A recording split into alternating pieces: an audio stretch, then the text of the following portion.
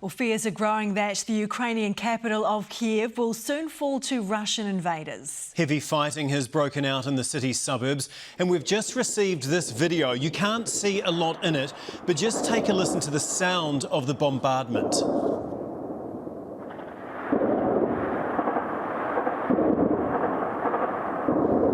Those who've not already fled the city are being told to stay in shelters.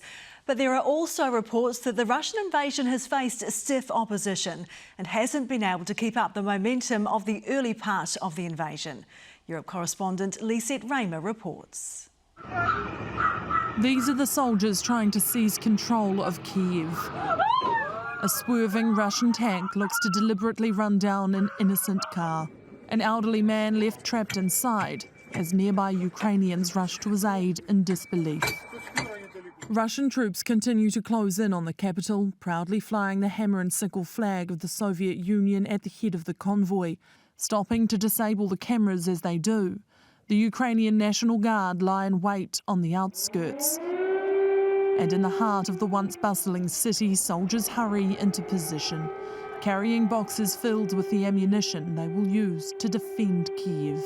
At the front of St. Michael's Monastery, this.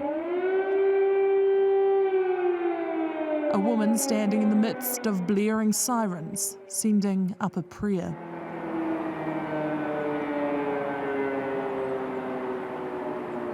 If only it was loud enough to drown out the relentless sound of gunfire around her.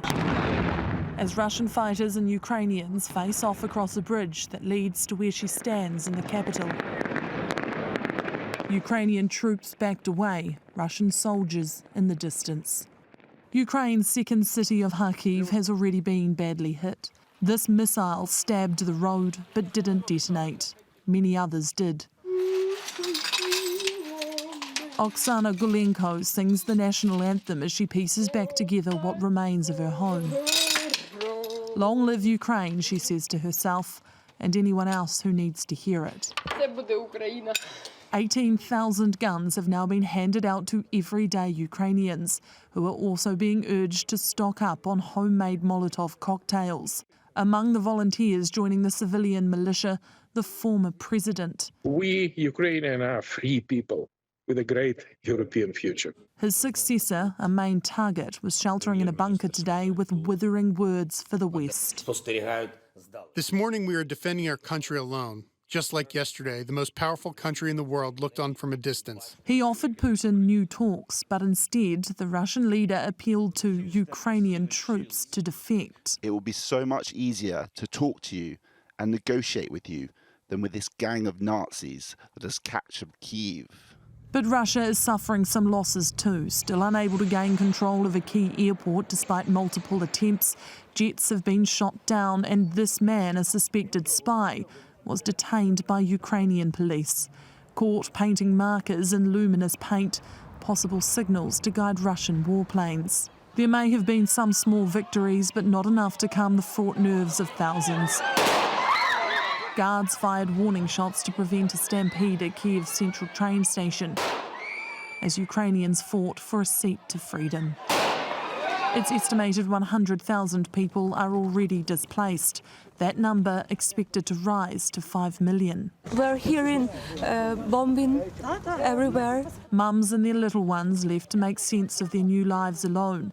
Their husbands, fathers, brothers forced to stay back and fight. We are afraid. My husband is still there. We'll fight, even if Europe doesn't help us. The evening offers no reprieve. The nights are just as terrifying. And even as dawn breaks, there is no waking up from this horror. In London, Lisette Raymer, Newshub. The United Nations Security Council has failed to condemn the invasion after Russia used its veto powers. Countries are reluctant to send their own troops to Ukraine, preferring more sanctions. And as Giles Dexter reports, the conflict is fast becoming a refugee crisis. In southern Ukraine, the city of Melitopol is practically under Russian occupation. Close to Crimea, it's strategically important. Ukrainian forces are preparing to take it back, but their tanks are aging, the soldiers are tired, and the residents are furious. This mother chastising Vladimir Putin, telling him to take back what she calls his idiots. Putin, of course, has no such intention, despite protests and condemnation worldwide. We are powerless. Help us. The sanctions that were put in place did not do much work. The minimum they can do now is to put a RAF in the sky to control the airspace. But the international community is reluctant to put planes in the sky or boots on the ground. The UK's Armed Forces Minister is adamant British and NATO troops must not get involved. We must all be clear what the risks of miscalculation could be and how existential that could very quickly become if people miscalculate and things escalate unnecessarily. Britain and the EU have moved to freeze European assets linked to Vladimir Putin and his foreign minister. The US also prefers sanctions over military intervention. He is not going to put the American public, the American people, or the United States in a position of fighting a war with Russia. With Downing Street lit up in Ukrainian colours, Boris Johnson appealed to the people of Russia in their own language. Я не верю, что эта война от вашего имени. Right now, Johnson believes the most crippling thing the West could do is block Russia's access to the international payment system known as SWIFT. By removing the ability for Russian banks to communicate over the SWIFT network, it will by and large cut them off from a large part of the world's economy. The United Nations Security Council moved to condemn Russia's actions, but Russia has veto power, and it used it.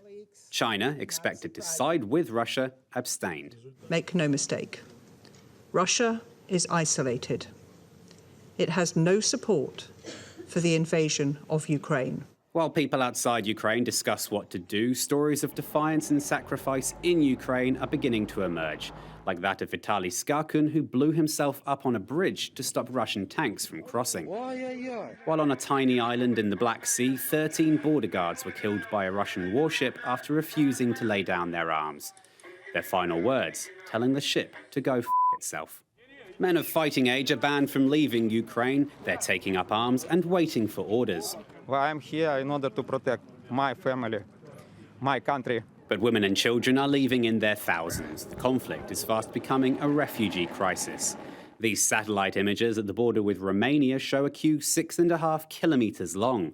While at the Polish border, these people are fleeing from the only lives they've ever known. This is very difficult because I know that in Poland I'm safe, but in Ukrainian I have my family. Some have walked 80 kilometres in below zero temperatures to safety. This woman says her daughter has no shoes, her hands and feet are frozen. But the border isn't entirely one-way traffic. This man was going in the opposite direction, back to Ukraine.